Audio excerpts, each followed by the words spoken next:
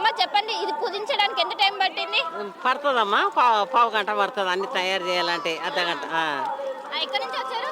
మేమా జగదీర్గుట్ట, జగదీర్గుట్ట నుంచి వచ్చారా? కూకుడుపల్లికి వెళ్ళి జగదీర్గుట్ట ఉంది కదా, గుట్టకెళ్ళి వచ్చిన. అంటే మొదటిసారి అమ్మవారికి బోనం సమర్పించాడు. బోనం ఇప్పుడు మా ఆయన ఉన్నప్పుడు చేసిండు 40 ఏళ్ళ కింద. ఇప్పుడు మళ్ళీ నేను చేస్తున్నా. ఎప్పుడు ఏట వస్తాం, వచ్చి వండుకొని వస్తాం ఇంటికాడ. వండుకొని వచ్చి ఇక్కడ తినేసి అమ్మవారిని దర్శనం చేసుకొని వస్తాం. వచ్చి ఇక తినేసి పోతాం. ఇక సాయంత్రం అనిపిస్తుంది అంటే ఇక్కడికి వచ్చి మంచిగా అనిపిస్తుంది. మంచిగా బోనం చేసుకొని వస్తే బాగుంటుంది, ఇక్కడ బోనం చేస్తే మంచిగా అనిపిస్తుందా? ఇగో మా కొడుకులు ఈయనే చేయాలంటారు. ఇప్పుడు వచ్చే వారం మళ్ళీ వచ్చే వారం మా దగ్గర ఉంటాయి.